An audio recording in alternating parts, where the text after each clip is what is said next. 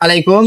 আজকে আমরা এমন একটি হাদিস সম্পর্কে জানবো যে হাদিসটিতে আমরা যদি সঠিকভাবে আমল করতে পারি তাইলে আমরা হাদিসটির দ্বারা আমাদের জীবনকে সুখময় করে তোলা যায় এবং আখিরাতেও আমাদের জীবনকে উন্নত করে তোলা যায়। এই হাদিসটির দ্বারা আমরা নিজেদের বাচন ভঙ্গিকে নিয়ন্ত্রণ করতে পারবো এবং আল্লাহ পাক রব্বুল আলামিনের একদম প্রিয় বান্দা হিসাবে নিজেকে গড়ে তুলতে পারবো। তো চলুন এই হাদিসটিতে কি বলা হয়েছে আমরা জেনে নেই। রাসূলুল্লাহ সাল্লাল্লাহু আলাইহি ওয়াসাল্লাম বলেছেন, মান কানা ইউমিনু বিল্লাহি ওয়াল ইয়াউমিল আখিরি ফালিয়াকুল খায়রান আও লিয়াসমুত। যে ব্যক্তি শেষ দিবসের প্রতি অর্থাৎ আখিরাতের প্রতি বিশ্বাস রাখে সে যেন উত্তম কথা বলে অথবা চুপ থাকে। তো এই হাদিসটি থেকে আমরা কি শিখলাম, এই হাদিসটি থেকে আমাদের কি শেখা যায় আপনারা কমেন্টে জানান।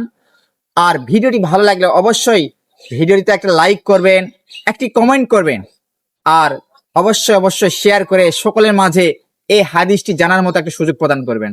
আসসালামু আলাইকুম।